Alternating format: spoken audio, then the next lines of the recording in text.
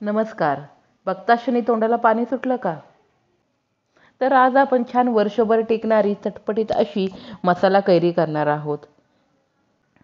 आंबट, गोड आणि तिखट चवीने परिपूर्ण अशी ही मसाला कैरी तयार होते. अशा प्रकारे मसाला एकदा कैरी करून ठेवली की वर्षभर छान टिकली देखील जाते आणि कधी देखील वर्षभरात तुम्ही ह्या मसाला कैरीचा आस्वाद घेऊ शकता.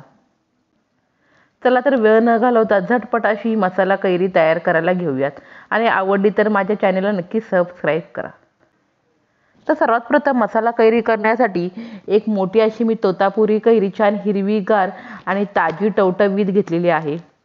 आता ही कैरी आपण बुडेल इतपत पाण्यामध्ये घालून छान 1 तासभर पाण्यामध्ये ठेवून घ्यावी.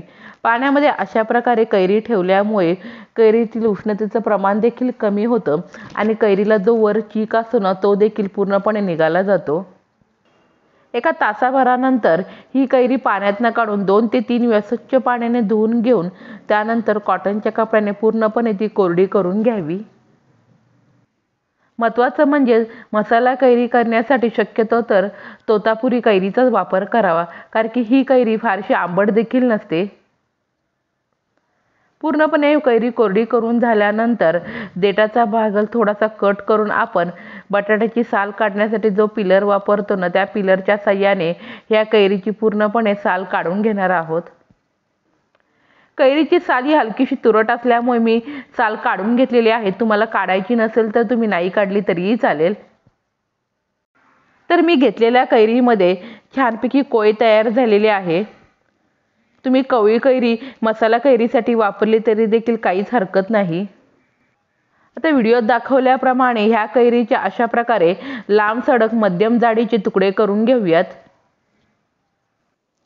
कैरीचे तुम्हाला ज्याप्रमाणे लहान किंवा मोठे तुकडे करायचे आहेत ना त्याप्रमाणे तुकडे करून घेऊ शकता. तर या ठिकाणी छान लांब सडक असे मी कैरीचे हे सर्व तुकडे करून घेतलेले आहेत आणि मी व्हिडिओत दाखवल्याप्रमाणेच त्याची जाडी असावी. आता त्यामध्ये आपण इतर मसाले घालून घेऊयात. तर सर्वात प्रथम चवीप्रमाणे मीठ, साधारणपणे 1 छोटा चमचा काळं मीठ. काळ्या मिठामुळे मसाला कैरीला खूप छान टेस्ट येते. त्यानंतर पाव चमचा मिरी पावडर, 1 छोटा चमचा जिरे पावडर, 1 अर्धा चमचा हळद, साधारणपणे पोह्याच्या चमच्याने 3 ते 4 चमचे पिठी साखर, शेवटी त्यामध्ये पोह्याच्या चमच्याने 2 चमचे त्यामध्ये लाल तिखट टाकून हे सर्व जिन्नस व्यवस्थित मिक्स करून घ्यावे. कैरीमध्ये जे आता आपण मसाले टाकलेत ना ते तुमच्या चवीप्रमाणे किंवा कैरी किती घेतली ना त्यानुसार थोडेसे कमी जास्त होऊ शकतात. कैरीचा सीझन चालू झाल्यानंतर लगेच ही मसाला कैरी करून ठेवले की छान वर्षभर तर टिकली जाते आणि कधी हवी तेव्हा तुम्ही अशा प्रकारे चटपटीत या कैरीचा आस्वाद घेऊ शकता.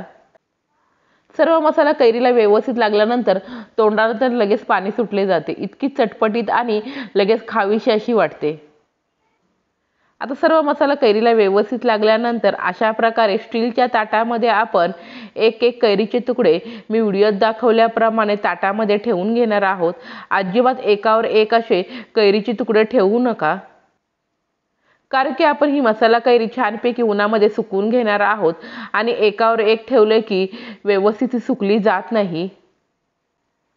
कैरीचे तुकडे करताना खूप पातळसर असे केले की उन्हामध्ये सुकल्यानंतर ते ताटाला चिकटून बसतात, अजिबात व्यवस्थित निघाले जात नाही. त्यामुळे मी व्हिडिओत दाखवल्याप्रमाणे मध्यमच आकाराचे तुकडे करून घ्यावेत आणि खूप जाड असे कैरीचे तुकडे केले की सुकण्यासाठी खूप वेळ असा लागतो.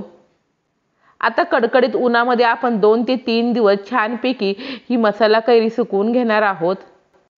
मसाला कैरी उन्हामध्ये सुकायला ठेवल्यानंतर त्यावरती पातळसर असा कपडा झाकून घ्यावा.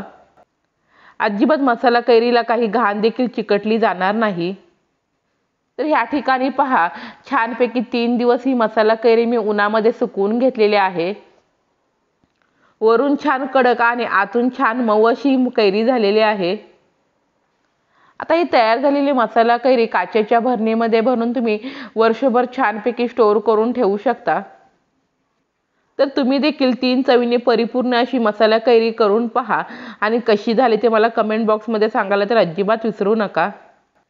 आणि नेहमीप्रमाणे तुम्हाला ही माझी रेसिपी आवडली असेल तर नक्की लाईक करा, जास्तीत जास्त शेअर करा. अशाच नवनवीन रेसिपी पाहण्यासाठी माझ्या चॅनेलला सबस्क्राईब करा. बेलची घंटी वाजवायला तर अजिबात विसरू नका. माझा व्हिडिओ तुम्हाला पूर्णपणे आवडला असेल तर मनापासून धन्यवाद.